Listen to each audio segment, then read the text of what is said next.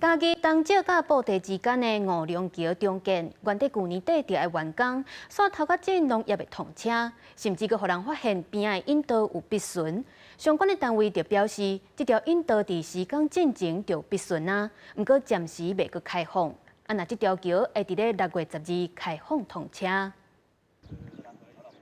桥梁整修的工程人员无用做最后修补的工课，嘉义县东石乡的五龙桥原本去年年底就要完成，但是因为一寡问题，工程按算6月12才要来完工。相关单位嘛专工出面来说明。在施工桥墩的时候，它有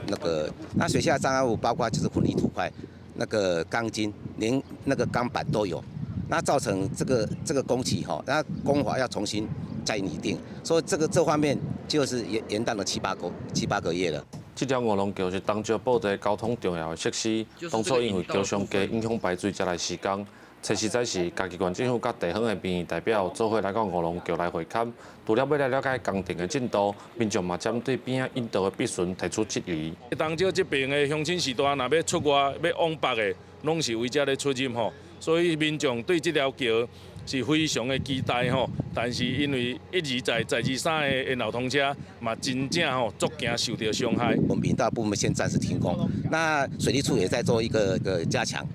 那整个加强以后，我们会请专家学者来评估看看，那是不是能够承受这种重量。县政府建设处表示，引道的壁损伫施工进程都已经存在，烦恼海水过来影响到安全，所以五龙桥6月12通车的时阵，引道暂时未开放，会等到相关单位评估了后，才可做拍摄。记者林慧婷，嘉义报道。